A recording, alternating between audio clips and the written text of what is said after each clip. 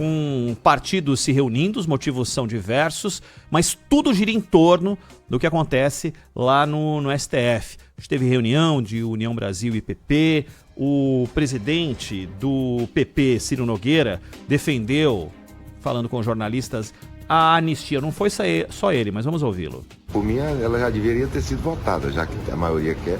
Eu acho que nós vamos trabalhar por isso, mas é uma decisão do presidente da Câmara, do Colégio de Líderes, e eu espero que ele tenha conforto e a maioria suficiente para colocar isso em votação. O líder do PT na Câmara, deputado Lindbergh Farias, classificou como infelizes as declarações do governador de São Paulo, Tarcísio de Freitas, sobre conceder indulto a Bolsonaro caso seja eleito presidente. O papel terrível do Tarcísio, num momento como esse, falar em indulto, falar também articulando com líderes partidários, é uma atitude de desrespeito à democracia, de desrespeito ao Supremo Tribunal Federal.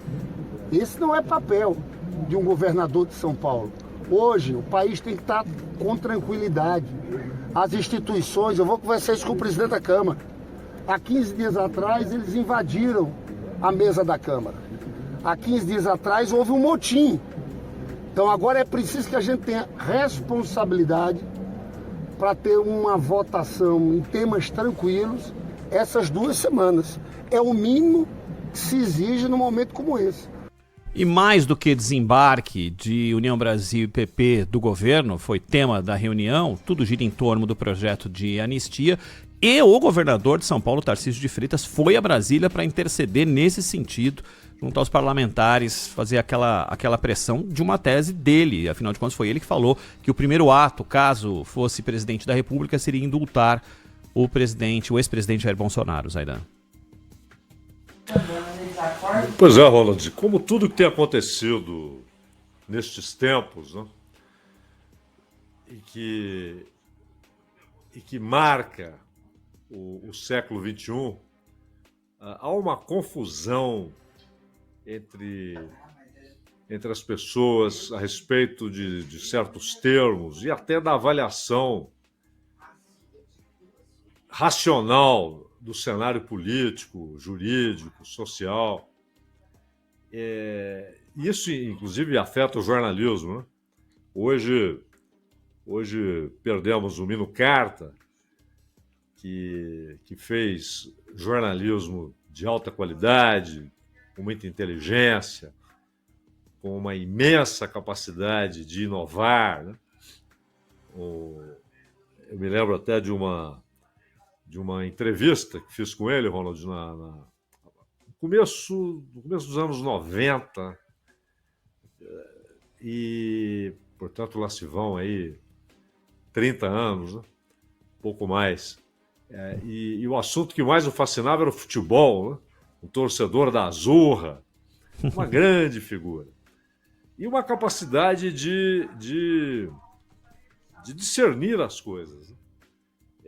Então, tudo isso que o Lindbergh está dizendo, o importante é o resultado do julgamento, ou seja, como o país, por intermédio do Estado, o Estado, por intermédio de uma de suas instituições, a principal corte, respondeu a determinado fato. É importante. O indulto e a anistia são coisas distintas, inclusive na base jurídica.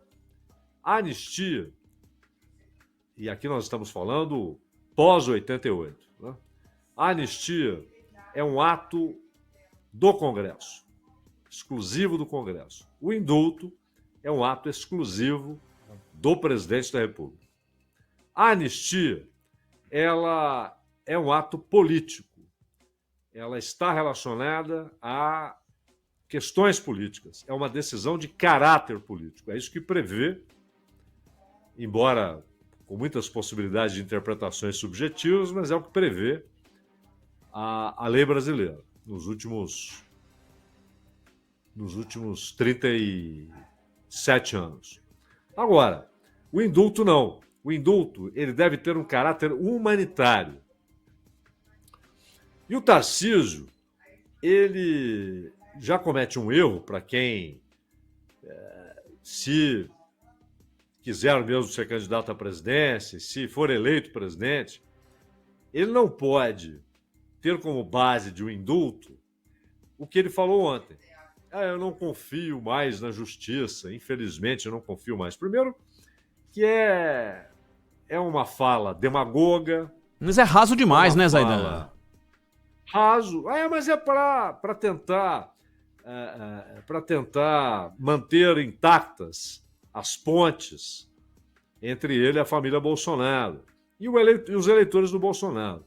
E não só é raso, como ele não pode usar isso como fundamento para o indulto.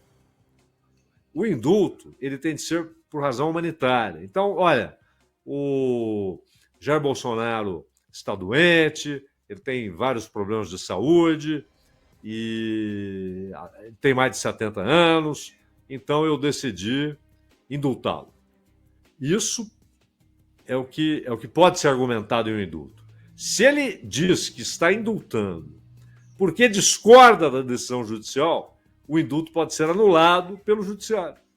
Porque o indulto não pode ter como base a decisão judicial.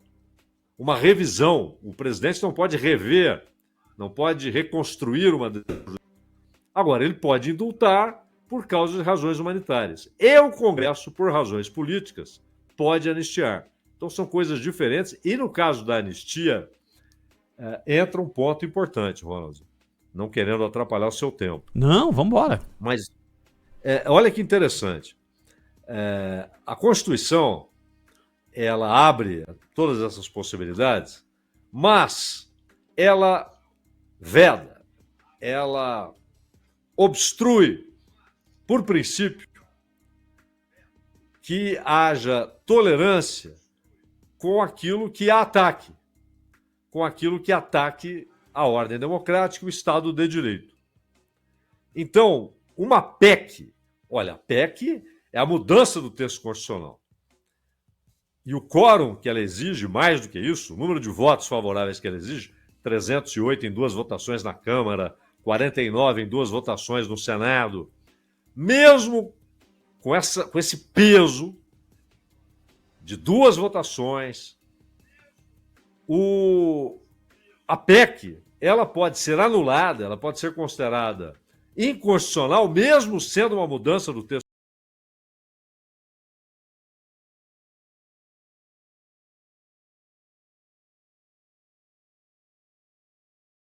Que é uma mudança no texto constitucional, pode ser anulada pelo Supremo, que é quem deve defender a Constituição. Imagine, então, um ato ordinário, ordinário no sentido exato da palavra.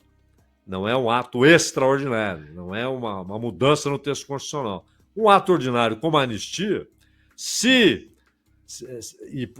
por necessariamente a anistia ter de estar baseada em um fato político, ela não pode ser por razões humanitárias, mas um fato político, a anistia não pode ser aplicada a uma ação contra o Estado de Direito. Claro que o Supremo pode, sim, considerar que em circunstâncias... Nós já tivemos ataques à democracia que foram perdoados, como o Juscelino fez com aqueles que fizeram aquele motim militar da aeronáutica no Pará contra o governo. E ele anistiou todo mundo.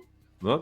Mas é um erro... Primeiro, essa coisa do Lindbergh, porque ele começa tropicando, ele começa tropeçando, ele começa usando o único argumento que ele não pode usar, ele usou ontem.